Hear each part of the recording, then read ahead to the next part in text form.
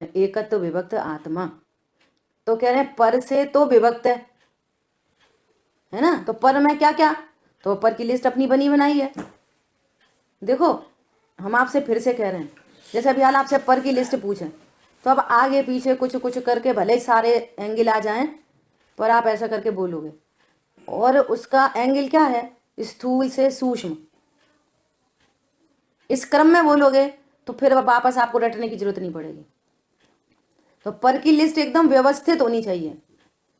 शांतनु आज पर की लिस्ट ग्रुप पे डालना एकदम व्यवस्थित, बाकी लोग लिख के डालो कि भाई पर की लिस्ट मतलब क्या है ना, तब तो पर से विभक्त पना समझ में आएगा कि मैं पर से विभक्त हूं, है ना, एक समय की जानने वाली पर्याय तक विभक्त।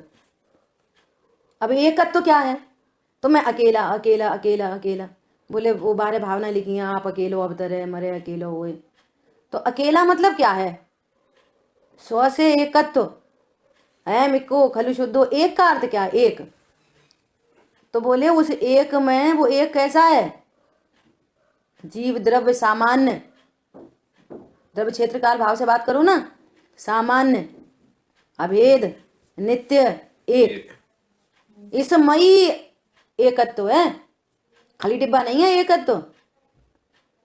फिर उधर से करो, द्रव्य गुण पर्याय से करो एकत्व, तो जीव द्रव्य अनंत गुण अनंत शक्ति अनंत धर्म युगल असंख्यात प्रदेश, घटते बढ़ते नहीं है, चीटी आकार में हो जाए तो आकार दिख रहा है बहुत छोटा, लेकिन प्रदेश पूरे असंख्यात। एक निडिल आलू में एक निडिल, निडिल में असंख्य अनंत जीव आ गए, अब एक एक जीव निडिल पे अनंत जीव राशि, और उसमें भी पता है क्या क्या लिखा है, आवास अंडर पुलवी, ऐसा पूरे लिखा है।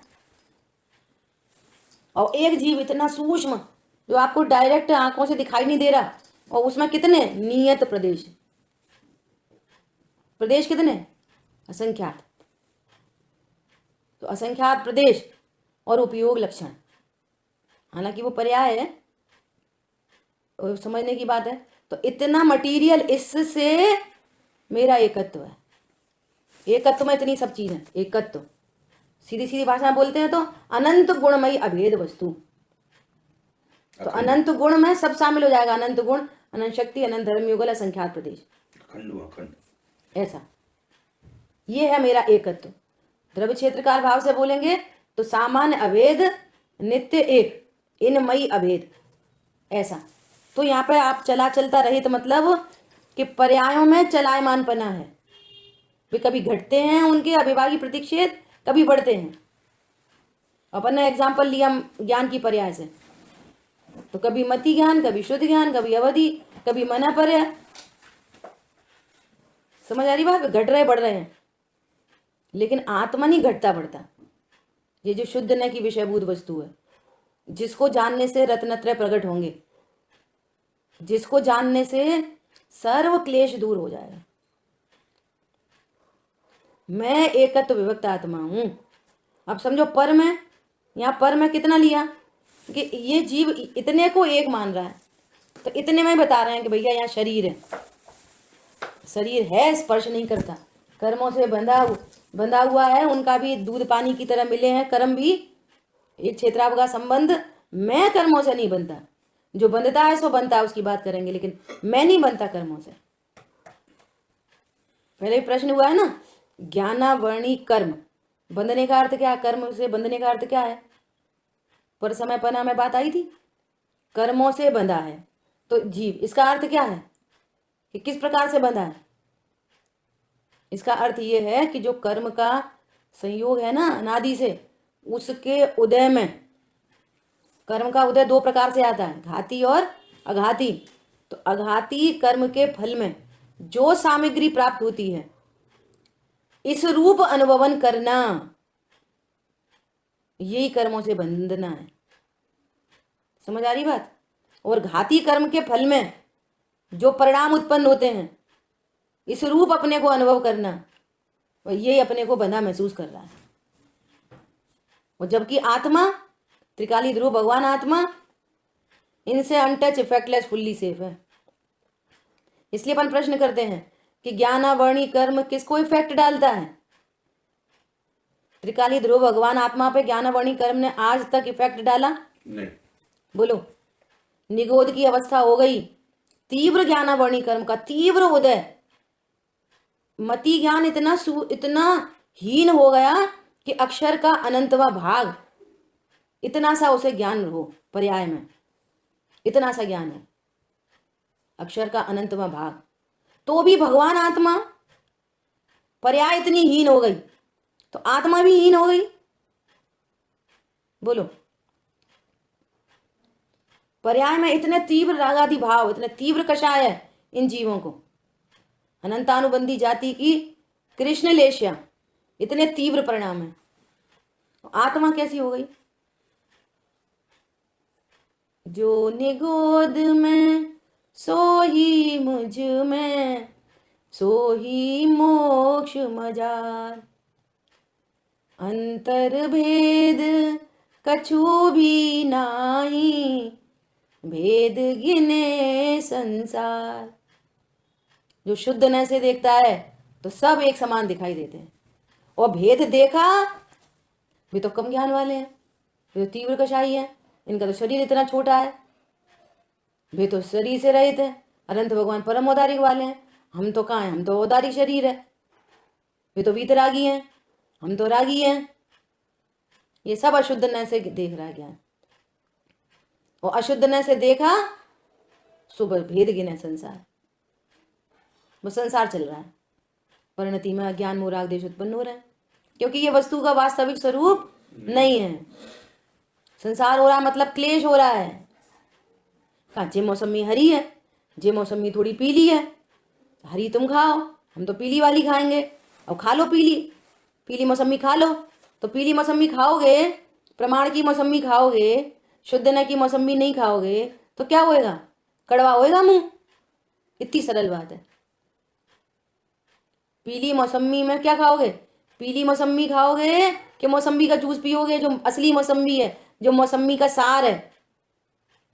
तो पीली मौसमी भी मीठी है, जूस वाली है, और हरी भी जूस वाली है। दृष्टांत है समझने का। सारी मौसमी कैसी हैं? सफेद के एंगल से देखो, सफेद के एंगल से तो हरा केला, पीला केला, चित्ती वाला केला, सब केला कैसे हैं? सब सफेद केला है। ऐसे लौकिक में समझ में आती है नहीं आती है? ऐसे यहाँ पर वो कितनी सारी स्थितियां लिखी हैं। अंतर यही, मैं वह हूं जो है भगवान, जो मैं हूं वह है भगवान, अंतर यही ऊपरी ऊपरी ऊपरी ऊपरी ऊपरी ऊपरी जान, बेविराग मैं राग बता, नहीं, अंतर यही ऊपरी जान, अंदर अंदर एक समान। ये शुद्ध न से देख रहे सबको, सब जीव हैं। और नियम सार जी में तो गजब ही कर दिया। क्या गजब कर दिया? कैसा शुद्ध न देखता है? बोलो, कैसा गजब कर दिया? भवलीन संसारी, भवलीन, लीन है विषय भोगों में, खाना पीना, उठना बैठना, लड़ना झगड़ना, पूजा पाठ, व्रत, नियम, संयम, भवलीन संसारी। और सिद्ध भगवान में किस नए से अंतर देखूं? इस बात को समझने के लिए बहुत ताकत लगती है, फिर दृष्टांत से बात समझ में आती है। किस नए से अंतर देखूं? एक घड़ा कोरा घड़ा और एक घड़ा घी का घड़ा, तो घड़े घड़े में क्या अंतर है? किस नए से अंतर देखूं? इसको कोरा घड़ा कह रहे हैं और इसको घी का घड़ा कह रहे हैं। दुनिया घी का घड़ा कह रही है। एक घी का घड़ा है और एक कोरा घड़ा है। तो घी का घड़ा भी कैसा है? मिट्टी का घड़ा। अरे एक नए ऐसा भी है, एक नए ऐसा है जो संयोग रूप ही दिखाता है, संयोग दिखाता है, संयोग से ही देखता है, संयोग से ही देखता है। तो भैया आप संयोग से देखना बंद करो, घड़ा घड़ा देखो, दोनों घड़ा, ये भी मिट्टी का घड़ा, ये भी मिट्टी का घड़ा। मिट्टी के घड़े में बात समझ में नहीं आए तो सोने का घड़ा कर लो। एक सोने का घड़ा कोरा, कुछ नहीं है, खाली है, और एक सोने के घड़े में घी हो रहा है, और सब लोग उसको घी का घड़ा कह रहे हैं। तो फिर आपको कहा कि भैया आप ये घी वाला घड़ा ले लो और तुम जे ले लो कोरा घड़ा, तो आपको क्या बोलोगे? नहीं नहीं, ये तो घी का घड़ा है। कितना घी गौड़ कर दोगे? पागल हो, घी का घड़ा है, सोने का है। कितना घी गौड़ कर दोगे? धातु देखोगे, जब धातु को देखोगे तो क्या बोलोगे? अरे दोनों में क्या अंतर है? पागल हो गए, क्या अंतर है दोनों में? हाँ हाँ, आप तो हमें वो घी वाला ही दे दो, घी वाला ही दे दो, घी का घड़ा ही दे दो हमको। तो घी गौड़ और द्रव्य मुख्य। ऐसे यहाँ पर ये इस मटके में शरीर भरा, कर्म भरा, राग भरा, भरा रहने दो। तुम तो धातु देखो, कौन सी धातु है? चैतन्य धातु। सिद्ध भगवान चैतन्य धातु, सबसे रहित, द्रव्य भावना कर्म शून्य से रहित दिख रहे हैं। और यहाँ पर अरे धातु से देखो, ये चैतन्य धातु का घड़ा, ये भी द्रव्य कर्म भाव कर्म नो कर्म से शून्य है। हमारी बात समझ में? किसको नहीं आई बोलो? अपन और दृष्टांतों से देखेंगे। बोलिए। कोई नहीं बोल रहा, सब ध्यान में चले गए।